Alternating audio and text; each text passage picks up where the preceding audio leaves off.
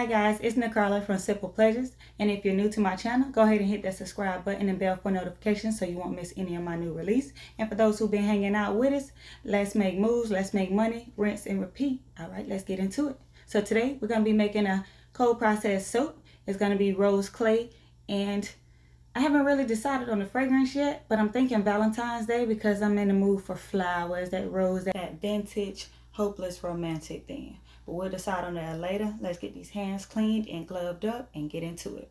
Okay, so now that we're geared up for safety, let's get started. So I already have my distilled water and my lye pre-measured out, but I left a little room for some rose water, which I'll be adding later on.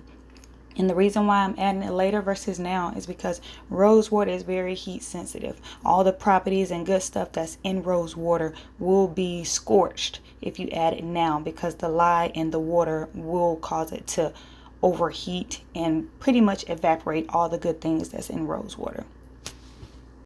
Alright, so I'm just going to keep stirring and getting all that lye out of there until it is fully dissolved. And it may take a couple of seconds, even up to a minute, to get that lye bits and grits fully dissolved in your water. But that heat will definitely help the dissolving process accelerate. Very important tip when making soap: you want to always make sure you're in a well ventilated area, because the fumes, once you mix the lye and the water together, are very harsh. You also want to be by yourself, so pretty much whatever you are adding in your soap, whether the lye, water, the oils, your additives, fragrance, that's all that needs to be in the room with you. No kids, no pets. And also making sure that when you're stirring your lye water, you are stirring very slow. Don't be very vigorous and harsh when you're stirring, because you don't want to have any splashes that can possibly burn your skin. So now I'm just going to go ahead and place my lye water in the fridge to accelerate the cooling process. Alright, so now for the safe part. You're out of the, the danger zone with the lye water. But you definitely want to still keep your gloves on, especially if you're going to be selling these products. So in this recipe, I have mango butter first, which is really good for softening the skin. It's very similar to cocoa butter. It's really rich in vitamin E and vitamin C, which is really good for the skin.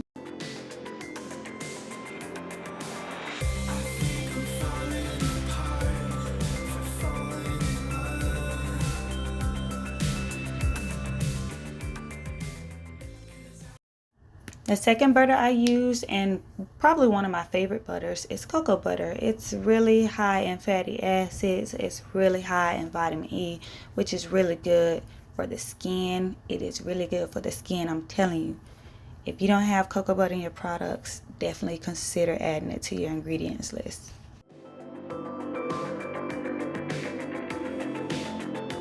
For my next hard oil, it's 92-degree coconut oil, which is a really good cleanser oil because of the high antimicrobial properties. It's really high in lauric acid, which is really good for people who have psoriasis or eczema. It packs a wonderful lather.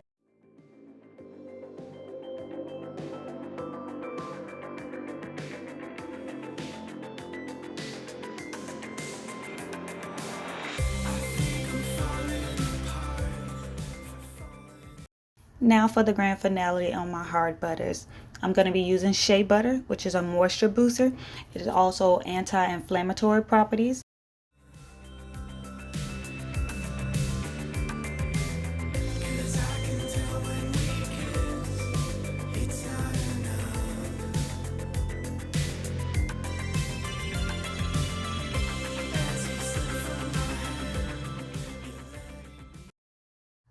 Okay, now for my liquid oil portion, I have olive oil, which outside of the moisturizing benefits of it, I love it also because of the antioxidants and anti-inflammatory properties, which, if you haven't noticed, that's my go-to when I'm looking for ingredients. Anything that's going to reduce inflammation and anti-aging properties.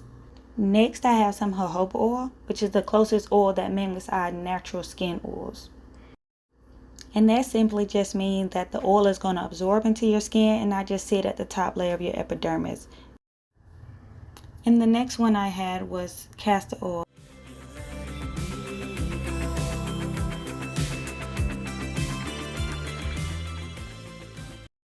Now that my oils are almost melted, I'm going to stir it the rest of the way. That way they're not overheated and destroy the properties that my oil has to offer. You definitely don't have to separate the bowls of the hards and the liquids. I'd like to do that. That way I don't overheat the liquid oils. And when they're ready at a right temperature, then I'll add them to the same container. Here you see me adding my dry additives. I add colloidal oats to all of my recipes. Now I'm going to add in a little bit of buttermilk powder, which is going to boost that lather and make your skin feel really nice and baby soft. Now I'm just going to blend my additives and let them sit in reserve once I'm done.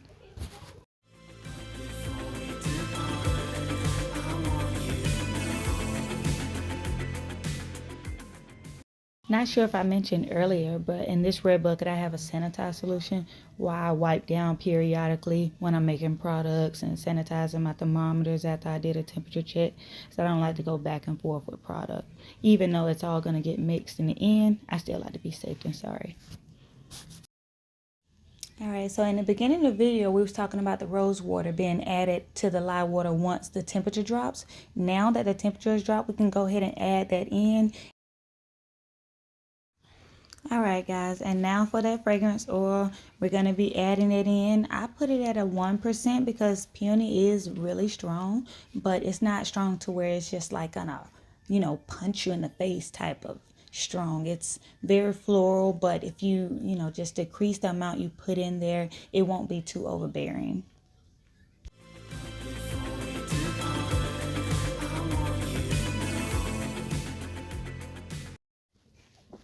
Alright, so during the Christmas holiday, me and my daughter, we made some bath bombs, and I thought these were really cool to show. Alright, so now we're going to go ahead and add that lye water. You want to make sure you burp that baby before you get to blending. That way you won't incorporate any of those air bubbles in your soap. Be sure to not over blend your soap because you never know what a fragrance is going to do. So do you rather just reach emulsion or a light trace? That way it doesn't thicken up when you add any other additives to it. Because at this point you should be adding your fragrance. However, I've already added my fragrance to it. But if you're going to do any detailed designs on it, you definitely want to make sure you reach just a light trace. Now we reach that part where we can split it off and add any colors.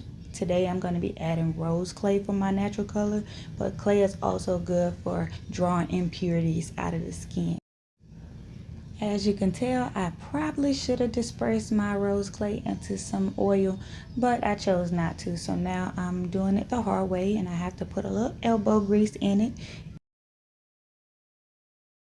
Now that we have everything blended in, I'm doing an in the pot swirl.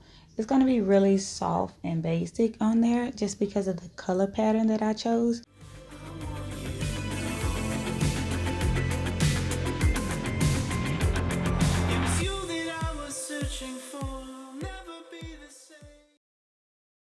Alright, so now that we done went through this soap process from start to finish, all the little things that could go wrong and what could go right on the soap, what are you guys going to do for Valentine's Day this year? Is that typically a day you guys spend with your significant other, or do you choose to spend that day with your kids? Let me know in the comments below. I didn't mean to let you down, but I was just afraid.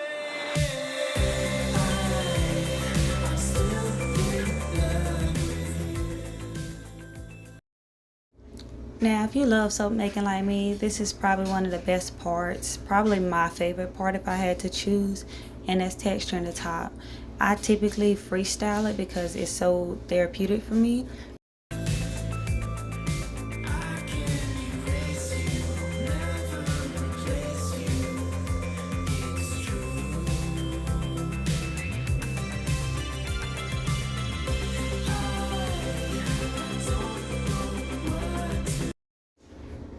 Now, what better way than to top your soap off, especially with the theme we're going for, with some red carnation flowers. Now, I love the carnation flowers because they're so vibrant with that red, and it just offset this subtle pink we have. But you can pretty much put what you want or choose to not.